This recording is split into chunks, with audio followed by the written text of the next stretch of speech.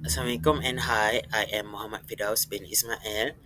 Uh, I am the first presenter for my group 2, and my other friend Muhammad Adwa Azim bin Zahurin and Adam bin Abdul Aziz are going to present after me. So we are group 2 are going to present the British colonization policy from 1800 to 1957. So this is the list of content that my group will share today. So the first one is the policy detail, and the next is the objective and what have been done, and last one the impact and outcome. I will share with you with the detail of policy and the objective. The first one is the policy detail in early British involvement in 1786 to 1824. So the first one is the Penang Settlement in 1786. The British East India Company acquired Penang from the Sultan of Kedah in 1786. This marked the beginning of the British involvement in the Malay Peninsula. So the Penang was developed as a free port to boost trade, attracting merchants from around the region. So the second one is the Strait Settlement at 1824. So this state settlement divide the Malay between the British and the Dutch, leading to the formal establishment of the state settlement, which is Penang, Malacca, Singapore, under British control. These settlements were directly governed by the British East India Company and later by the British government, focusing on trade and strategic military position. So, in the era of expansion and control, the first one is the Penco Treaty. The Penco Treaty marked the beginning of the British indirect rule in the Malay state. The British intervened in the internal affair of Perak because the British want to end the civil war and secure tin mining interests. This treaty established a British resident system where a resident advisor was appointed to advise the Sultan on all matters except religion and custom.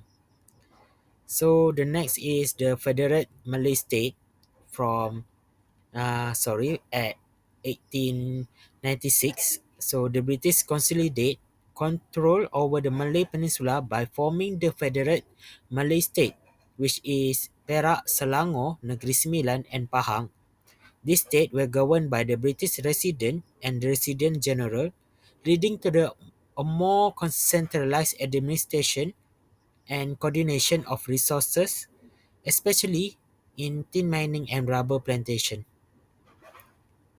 The next one is the from the economic policy. So the first is tin and rubber industry. The British developed Malaya economy by investing heavily in tin mining and rubber plantation. This industry became the backbone of the colonial economy. So because of the this industry, it made the infrastructure improvement such as railway, port. This is because they want to facilitate the export of these commodities. So the next one is the land tenure and agriculture. The British introduced land tenure system that favor large-scale commercial agriculture. Indigenous Malay were often restricted to the traditional agriculture, while Chinese and Indian immigrants were brought in as a laborer for mines and plantation. So the next is from the social and educational policies perspective. So the first one is the immigration and labor. To support the growing industry, the British encouraged immigration from China and India. This policy led to the multi-ethnic society with significant Chinese and Indian population. The influx of immigrants also create labor tension and ethnic division that will influence Malaysian society of decade. So the second one is the education. The British established English medium school primarily for the children of the elite and the middle class. So other option is the vernacular school for Malay, Chinese, and Indian were also set up, but this often receive less funding and attention. The last one is the from political development perspective. So the first is Malayan Union at 1946. After World War II, the British proposed the Malayan Union, which aimed to centralize administration and grant equal citizenship to all ethnic groups. The proposal faced strong opposition from Malay nationalists, leading to the East replacement by the Federation of Malaya in 1948. So for the Federation of Malaya, this federation restored the traditional authorities of the Malay ruler, which is Sultan, and provide special privilege for Malay, while also accommodating other ethnic group, which is Indian and Chinese. So this Federation of Malaya is the laid of the groundwork for the eventual independence of Malaya, which is Malaysia. Thank you. There are several objectives behind the British colonial rule. The first one is the economic exploitation. So, in order to develop profitable industries, the British focused on the developing industries that would generate significant wealth, such as tea mining and rubber plantations. So, these industries were highly profitable and provided substantial economic benefits to the British Empire. So, to make sure the raw material being exported in an efficient way, the British had the infrastructure improved. So to facilitate the export of resources, the British invested in building railways, ports, and other infrastructure. This not only streamlined the transportation of goods, but also integrated the colony's economy with global trade network. The second objective is strategic control. So in order to secure the trade routes, the British established control over key ports like Penang, Malacca, and Singapore. So these ports were crucial for securing maritime trade routes in the Southeast Asia, ensuring the safe passage for British ships and maintaining a strategic advantage in the region. On the other hand, the British also had the interest towards the political stability to maintain control and ensure efficient governance. The British implemented administrative measures that promoted political stability. So this included establishing a reliable bureaucratic system and enforcing law and order. The third objective is the administrative control. So to maintain the administrative control in the peninsula, the British had enforced indirect rule.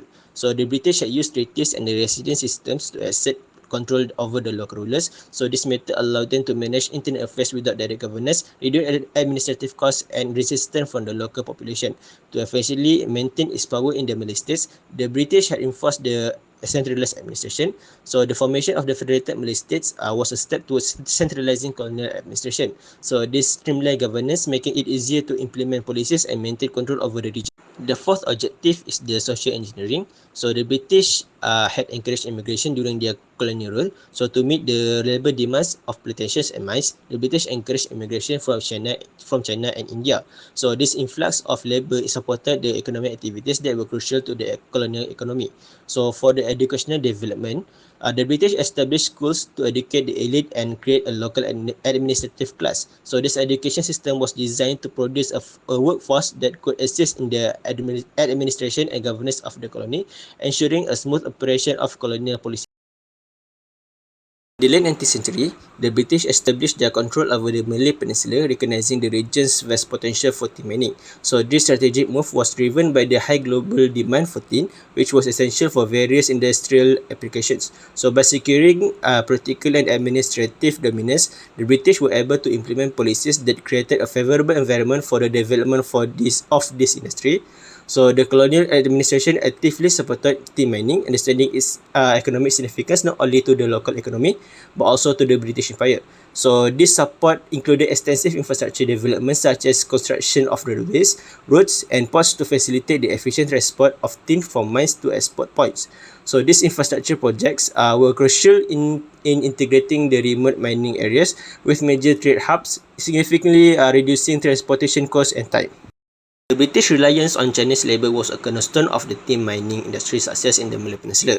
Recognizing the labour-intensive nature of tin mining, the British actively encouraged the immigration of Chinese workers who were sought after their expertise and work ethics. Chinese labourers brought with them advanced mining techniques that were on in the rich mining traditions of southern China.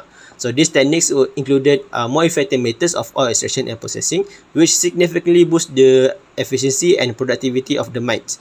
In addition of their technical skills, the Chinese laborers formed organized labor groups and associations known as Kongsi. So these groups not only facilitate mutual support or cooperation among the workers, but also provided a structured and disciplined workforce that was capable of undertaking a large-scale mining operations. So these consist systems enable better coordination and division of labor, which streamline mining activities and minimize disruptions. Introduction of rubber trees to British Malaya in the late 19th century was a calculated and a strategic move by the British colonial administration to diversify and strengthen the colonial economy. So prior to the introduction of rubber, the region's economy was heavily reliant on the tin mining and other agricultural products. So the discovery of high elasticity and durability of rubber made it an indispensable material for various industries, particularly on burgeoning automotive industry, which require rubber for tires and other components. So, recognizing the growing global demand, the British sourced rubber seeds from the Amazon and established a botanical gardens to cultivate these plants in Malaya's tropical climate. So, the introduction of rubber trees marked the beginning of an industry that would quickly become one of the most valuable and significant exports of British Malaya, contributing greatly to the region's economic prosperity and integration into the global market.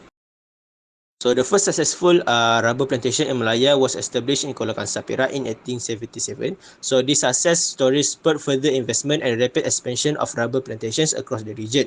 So the favorable climate and soil conditions in Malaya contributed to the flourishing of this industry. To address the labour shortages on rubber plantations, the British colonial administration implemented a large-scale importation of labour from India under indentured labour contracts. So the labour-intensive nature of rubber cultivation and rapid expansion of plantations created a high demand for workers, which could not be met by the local population alone. So Indian labourers, primarily from Tamil Nadu, were brought to Malaya in significant numbers. So these labourers were bound by contracts that required them to work on the plantation for a fixed period in exchange for wages and basic provisions.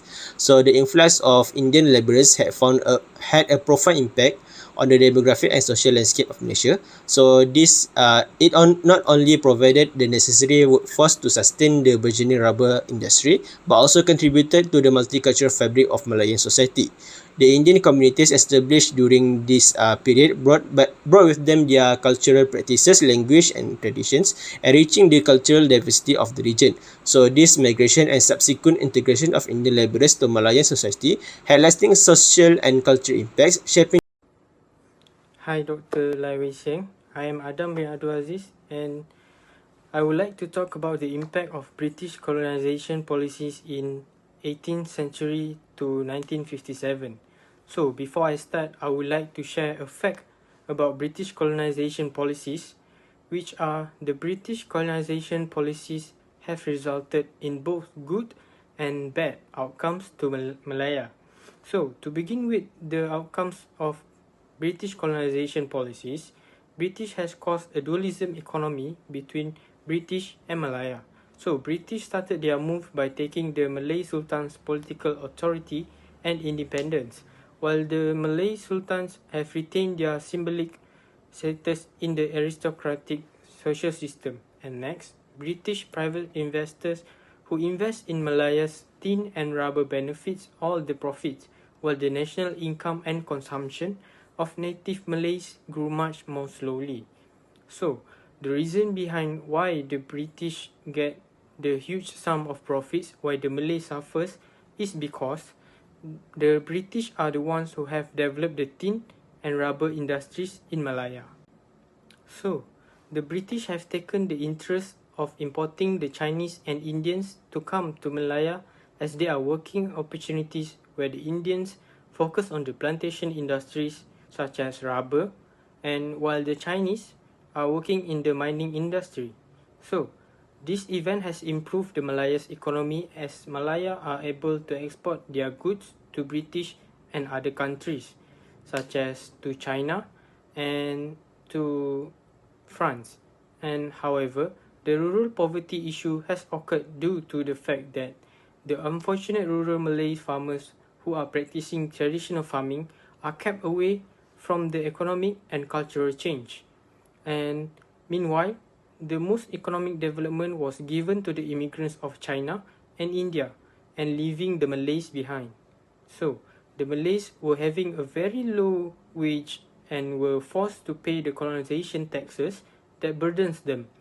And the British want the Malays to have low income wages by importing low wage immigrants to step into mining and plantation industries instead of hiring Malay workers so the British can maximize their profits, while this event has caused the Malays to lose their land and becoming economically marginalized as the Chinese own mining and agriculture lands and control local trades in towns and villages via owning stores and shops in local towns and villages.